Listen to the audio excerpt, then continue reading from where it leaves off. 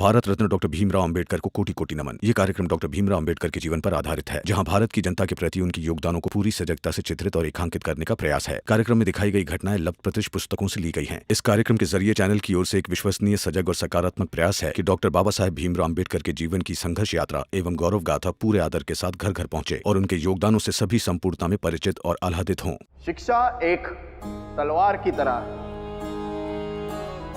जिससे गरीबी, असमानता और असहायता का नाश कर सकते हैं।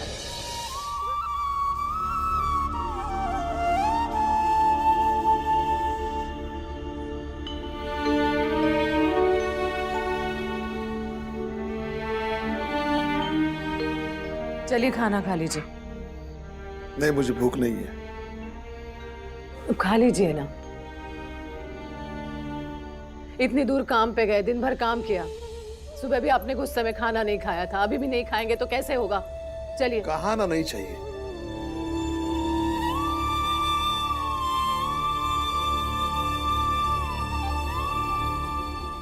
बाबा, अगर आपको मेरे यहाँ रहने से तकलीफ है तो मैं घर छोड़कर ही चला जाता हूँ, ताकि मेरे भाई बहन मुझे कभी ढूंढ ना पाए। लेकिन आप अभी खाना खा लीजिए।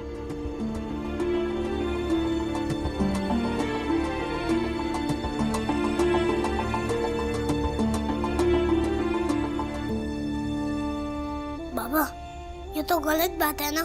जब हम भाई बहन गुस्सा आते हैं तब आप कहते हैं कि बात करो। समस्या पर बात करने से समाधान निकलता है, और आज आप भी चुप हैं। बात तो कीजिए बाबा। मेरा बाप बनने की कोशिश मत कर। बच्चा है, बच्चे की तरह रहे।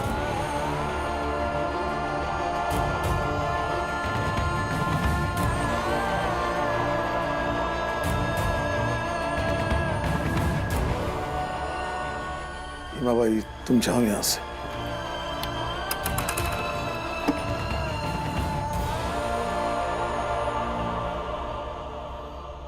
क्या ढूंढ रहा है तू? बीवा,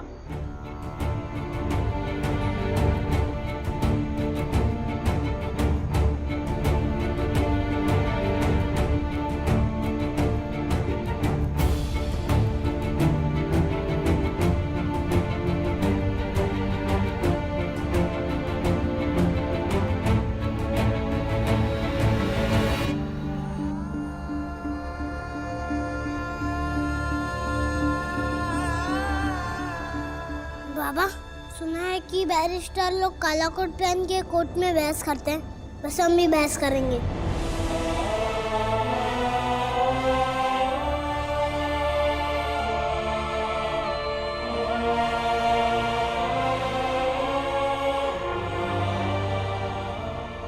तू मुझसे बहस करेगा? हाँ बाबा, ताकि समस्या का हल निकल पाए। आई बुआ, दीदी, भैया आ जाओ। गंगा दीदी, सारी थालियां रख दो। आज हम बहस करेंगे। ये क्या कोई कोर्ट है क्या? हाँ बाबा, ये कोर्ट है। आई जज है और बाला भी हम मुजरिम। हम दोनों बैरिस्टर और बाकी के सब लोग गवाह।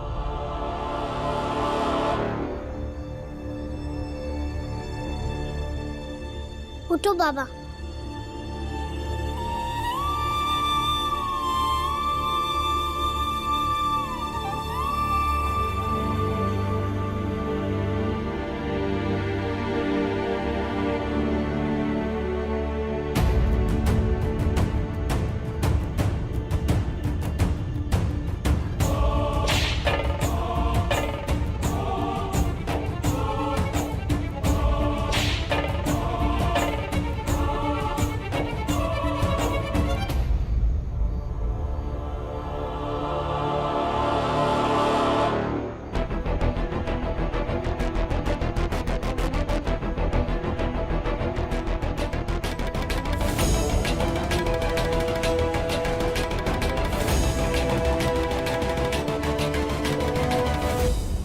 बाबा, पहले आप अपनी बात कीजिए, फिर मैं अपनी बात करता हूँ।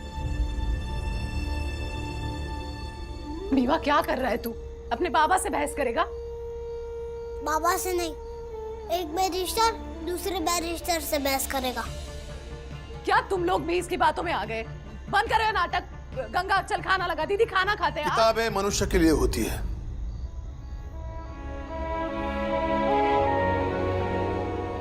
और बचपन इंसान का निर्माण काल होता है।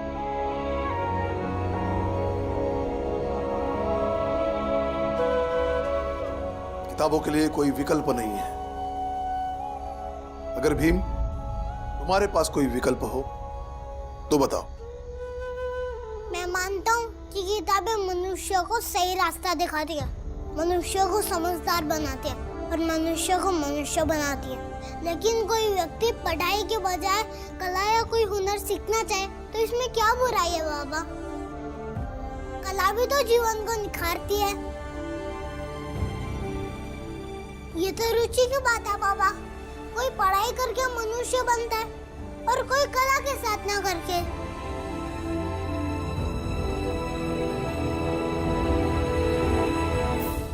एक इंसान चाहे जितना अच्छा कलाकार बन जाए, अगर वो अशिक्षित है तो ये जरूरी नहीं कि वो अच्छा इंसान भी बने।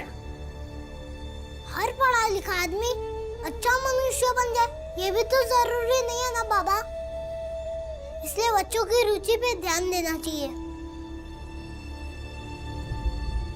शुरू में कोई भी बच्चा पढ़ना नहीं चाहता, स्कूल नहीं जाना चाहता। अगर बचपन में रुचि के आधार पर फैसला करने लगे तो सभी स्कूल खाली हो जाएंगे। कोई भी बच्चा कभी पढ़ेगा नहीं, क्योंकि बच्चों की रुचि पढ़ाई से ज्यादा खेलने में होती है।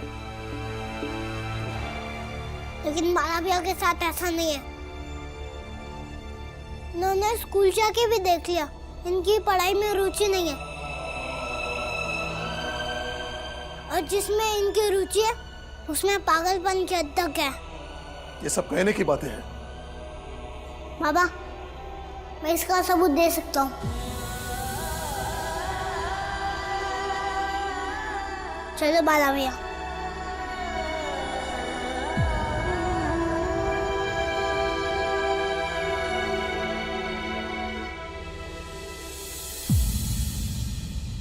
बाबा देखो बाला भैया के पैर कितने सूज गए हैं। क्या हुआ? इसके पैर कैसे सूज गए?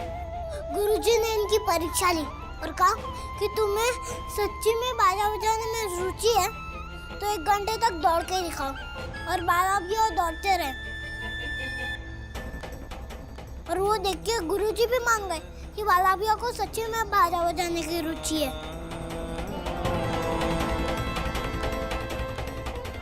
इन्हें बाजा ही बजाना चाहिए।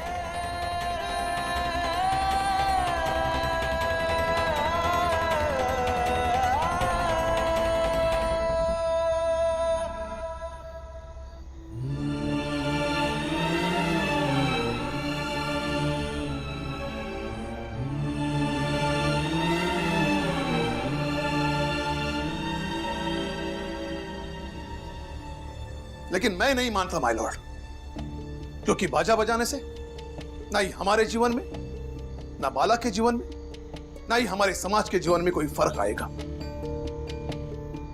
बाजा बजाने से ज्यादा जरूरी है हमारे जीवन में फर्क आना, और वो फर्क शिक्षा से ही आ सकता है। नहीं तो हमारे और औरों के बीच का फर्क हमें रोज रोज मरने के लिए मजबूर कर देगा।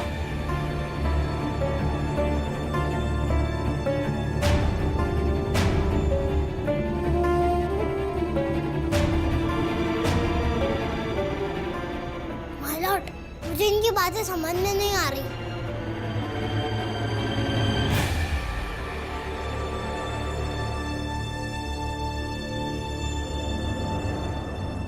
नहीं समझ में आ रही? नहीं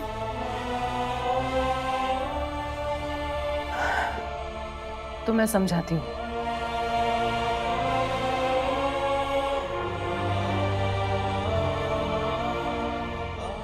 आप अपना कुर्ता उतारिए। ये एक बैरिस्टर है, ये अपना कुर्ता कैसे निकाल सकते हैं? हाँ, लेकिन अभी ये एक गवाह है, और ऐसे पिता जो अपने बच्चों की पढ़ाई लिखाई के लिए और उनके भविष्य के लिए कुछ भी कर सकते हैं। और अगर ये भी सबूत नहीं देंगे तो समझ में ही नहीं आएगा ना ये क्या कह रहे हैं।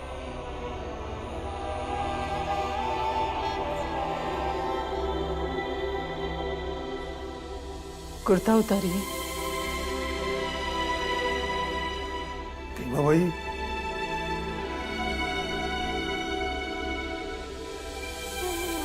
अब कीजिए ना।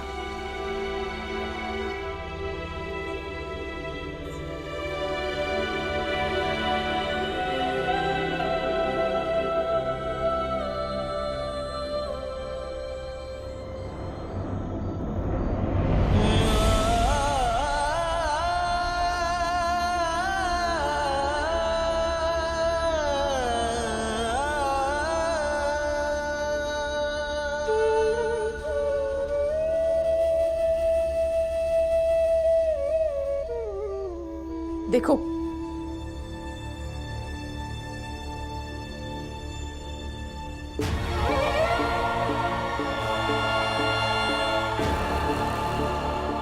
अच्छी तरह से देख लो।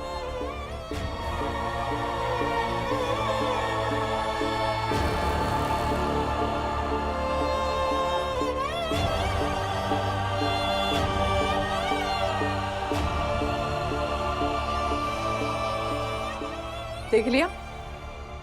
गिनती आती है ना तुम्हें? तुम सब लोगों को गिन लो, कितने छेद है इसमें, गिन लो। फौज के रिटायर सूबेदार है ये, फिर भी इन्हें ये पहनना पड़ता है, और ये इन छेदों को ढक के किसी तरह से अपनी इज्जत बचा रहे हैं। मैं कहती हूं इनसे कि नया खरीद ले, तो ये कहते हैं कि नहीं, इससे बच्चों की पढ़ाई लिखाई ज्यादा जरूरी है। ये कहते हैं दीदी कि बच्चे पढ़ लिख के बड़े आदमी बन जाएंगे ना, तो ये सारे छेद भर जाएंगे, और फिर मेरे तीनों बेटे अपने बाबा को एक एक बंडी तो दे देंगे, खरीद लेंगे, तो मेरे पास 3 बंडी हो जाएगी। इस तरह से 3 कुर्ते, 3 जूते, उसके बाद मैं इस दुनिया का सबसे धनी आदमी बन जाऊंगा। इस संसार में मुझसे धनी दूसरा कोई नहीं होगा।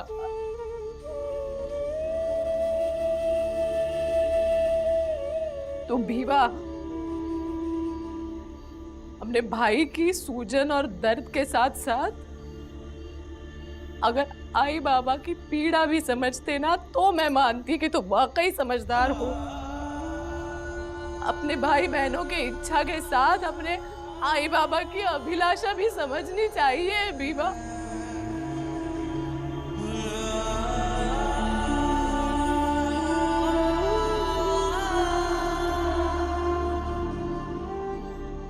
हम लोग गरीब हैं, वंचित है, बेबस, असहाय है।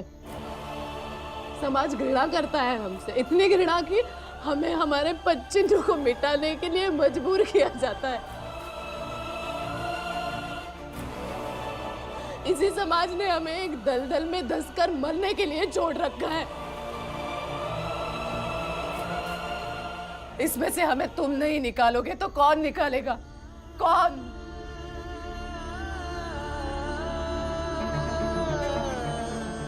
पुरखों की मुक्ति की जिम्मेदारी आने वाली पीढ़ी पे होती है।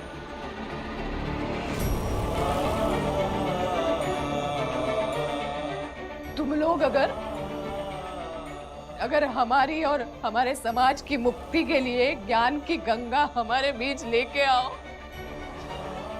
तो हमारा जीवन भी धन्य हो जाएगा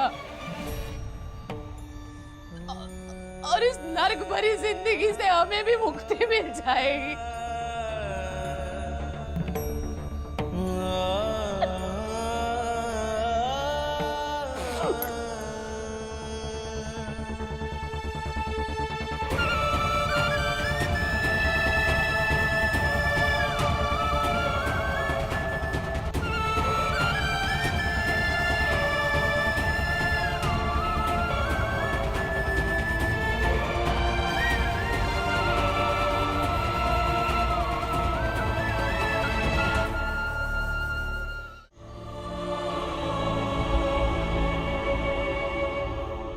आई सो गई क्या? चलो खाना खा लो। भूख नहीं है। भूख नहीं है मतलब? चलो आई खाना खा लो। बाप अपने हिसाब से सोचेगा, बच्चे अपने हिसाब से सोचेंगे। बेटी आकर सीधे फैसला सुना देगी। हमारा घर घर कम कचहरी ज्यादा लगने लगा है मुझे। बच्चे माँ बाप से बहस करेंगे, उनको सबूत देने पड़ेंगे, वो गवाह मांगेंगे। भूख रहेगी कैसे? जाओ तुम लोग खाना खाओ और उन सबको भी खिला देना।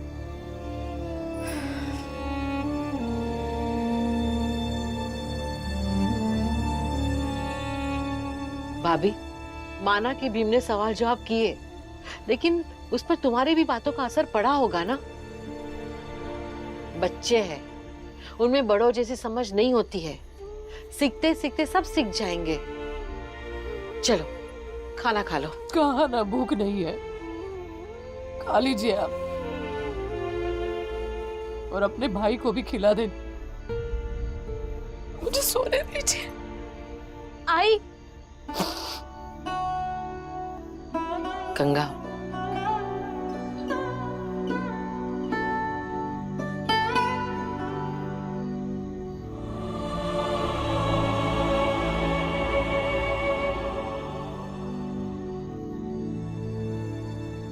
अपने भाई बहनों की इच्छा के साथ अपने आई बाबा की अभिलाषा भी समझनी चाहिए बीबा। इसी समाज ने हमें एक दलदल में धंसकर मरने के लिए छोड़ रखा है। इसमें से हमें तुम नहीं निकालोगे तो कौन निकालेगा? कौन? पुरखों की मुक्ति की जिम्मेदारी आने वाली पीढ़ी पे होती है।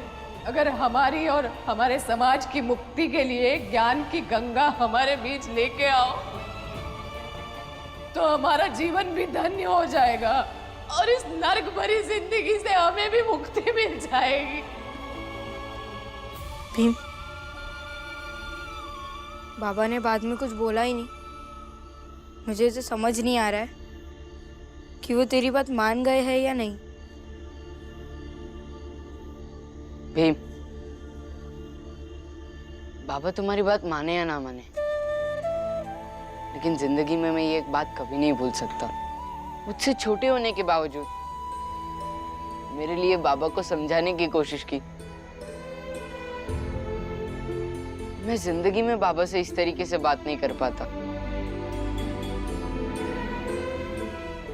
भीम, तो हम सबके लिए कितना कुछ सोचता है।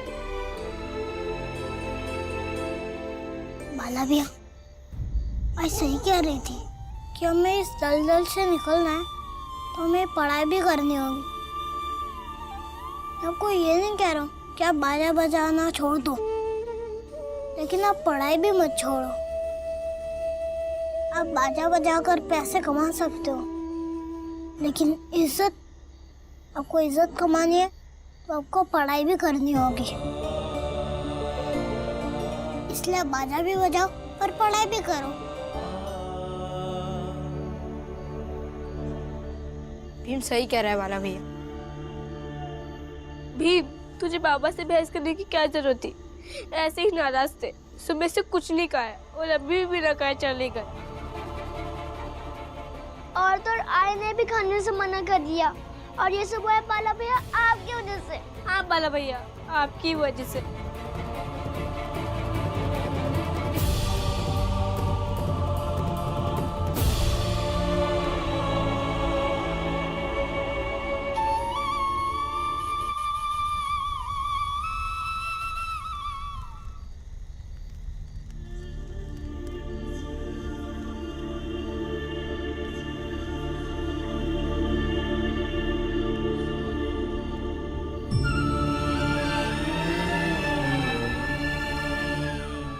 बाबा, खाना खा लीजिए ना।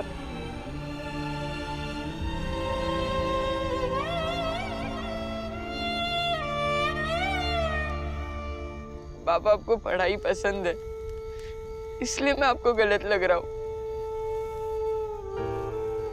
और मैं मानता हूँ जो आप और आई कह रहे हो वो भी सही है, लेकिन मुझे हमारी गरीबी अच्छी नहीं लगती। मैं आप लोग को तकलीफ में नहीं देख सकता।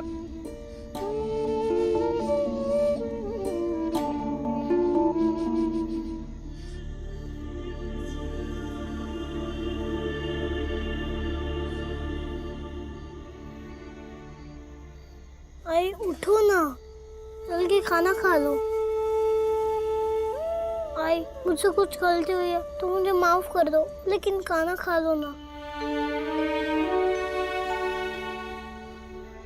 हमारे कुछ कहने पे अगर तुम नाराज होके भूखे सो जाओगे तो हम आगे से कुछ भी नहीं कहेंगे। उठो ना आई, खाना खा लो। खाना खा लो ना बाबा। कोई व्यक्ति पढ़ाई के बजाय कला या कोई हुनर सीखना चाहे तो इसमें क्या बुराई है बाबा? हर पढ़ा लिखा आदमी अच्छा मनुष्य बन जाए ये भी तो जरूरी नहीं है ना बाबा। इसलिए बच्चों की रुचि पे ध्यान देना चाहिए।